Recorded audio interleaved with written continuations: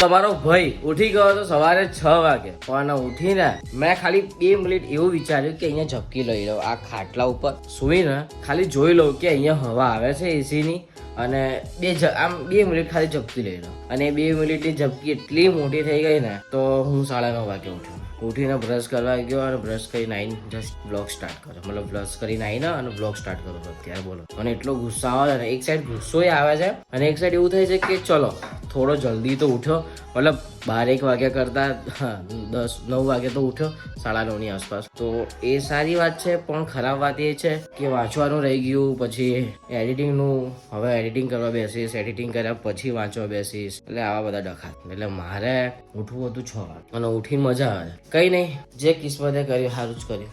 અને ટંટાલા કે કહેવા માગશે, શું કહીશ ટંટાલા?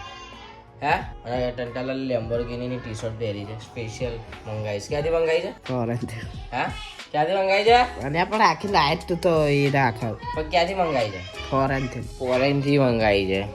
ચલો ઠીક છે. તો અત્યારે અમે લોકો જઈ રહ્યા છો બહાર. તો અત્યારે અમે લોકો જઈ રહ્યા છો બહાર અને ખતરનાક મારા કારણે અરે રૂમાલ પડી ગયા, ફટાફટ જવું પડશે. તો તમે એમ વિચારતા હશો કે ભાઈ આટલી ઉતાવળમાં જાય છે ક્યાં? તો ભાઈ ટેન્શન લેવા જેવી કોઈ વાત નહીં. જે હું તમને પ્રીવિયસ વ્લોગમાં કહેતો હતો ને, એક સરપ્રાઈઝ છે, તો એ આ સરપ્રાઈઝની વાત કરતો હતો. થંબનેલમાં જોઈને તમને ખબર પડી જ ગઈ હશે. સો યસ ગાઈસ, આજે હું તમને આપણે લીધેલું નવું ઘર બતાવવાનો છું. તો બસ अपनी खुर्सी की पेटी बांध लो, चलो मेरे साथ. તો અમે લોકો નીકળી ગયા છે અને લેટ બહુ થઈ ગયું છે. અમારી જોડે રાજવી છે, ગાડી છે, ભાઈ છે, સગો ભાઈ છે, અને અમે લોકો નીકળી ગયા છીએ. પહોંચીએ હેડો. તો આટલા બધા લોકો ઘર જોવા માટે આયા છે. હજુ તો બીજા હેરતા આવવાના. હે કાજ્યા?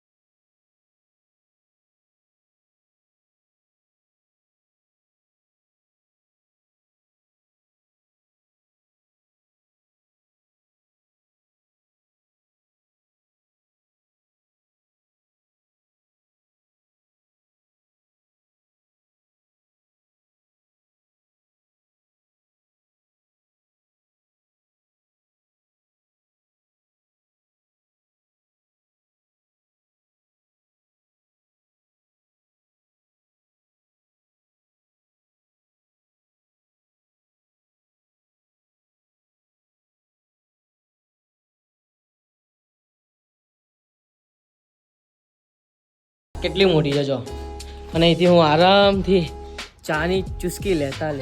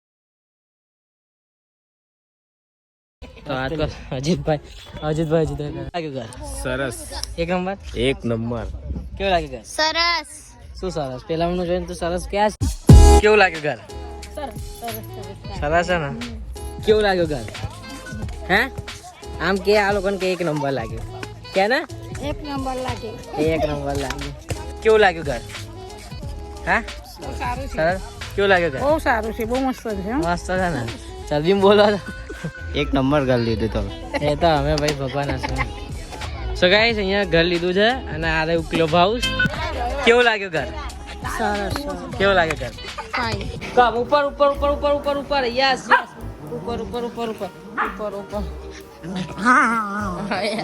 ये कैसा प्यार है ये आजा पग में बचकू भरा हाथ में बचकू भरा मारो रुमाल फाड़ी दो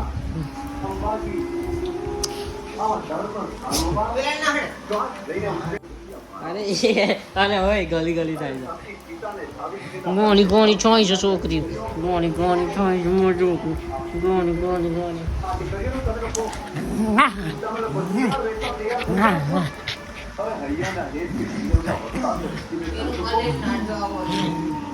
કોઈ રૂમાલ નહીં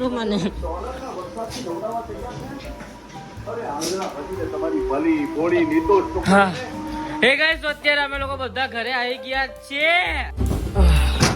હા તો ભાઈ ઘરે આવી ગયા છે ને એટલી સખત ગરમી લાગે છે ને બાપા એવું થાય છે કે પાણીમાં પડી રહીએ એટલી ખતરનાક ગરમીમાં અમે લોકો નીકળ્યા હતા ને બપોરે અને આયા અમે લોકો 5:30 વાગતા આવીને ચા નાસ્તે એવું કર્યું ફ્રેશ થયો અને અત્યારે જેનો હું વ્લોગ સ્ટાર્ટ કરી રહ્યો છું ને એમાં હું છે ને વ્લોગ મૂકવાનું જ ભૂલી ગયો આજે મતલબ મેં અપલોડ કરી દીધો હતો પણ એનો શેડ્યુલ મેં સેટ નહોતો કર્યો અને એના કારણે મારે પ્રાઇવેટ જ હતો પછી અત્યારે ઘરે આવીને મેં પબ્લિક કર્યો અને હજુ થંબનેલ એડિટ કરવાનું બાકી છે ટાઇટલ મૂકવાનું બાકી છે બધું જ બાકી છે ખાલી મેં પબ્લિક કરી નાખ્યો છે તો અત્યારે પહેલાં આ જ કામ કરું કે ફટાફટ બ્લોગનો ટાઇટલ મૂકું થંબનેલ એડિટ કરું અને પછી મળું તમને રિદ્ધિ મને એક્ઝામમાં ચીટિંગ કરતા શીખવાડે છે અહીંયા ઓયકણ આવી જઈએ લે ઓયકણ આય એ છોડી ઓયકણ આવી જઈએ મને બતાવજો શું કરવાનું તમારે ફોરેક્સ હા દેખાતું નહીં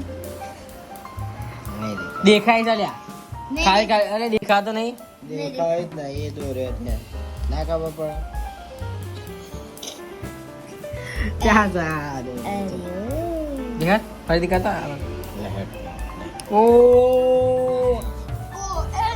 તો મારે જો સ્ટેટ ના ફોર્મ્યુલા લખવા હોય તો કોમ આવી જાય લખી દેવાને તો પેલા એટલે જવાને આ તો લે તોય દેખાય છે ધોકા કાઢ દે તો रिद्धि लेकिन चीटिंग करना पाप है और नदी किनारे साफ है चल झूठा हम चीटिंग करते भी नहीं તું કરે છે તો તારા મગજમાં આઈડિયા કેમનું આવ્યો અને અત્યારે એને એસી નું આ બધું કાઢ્યું છે તો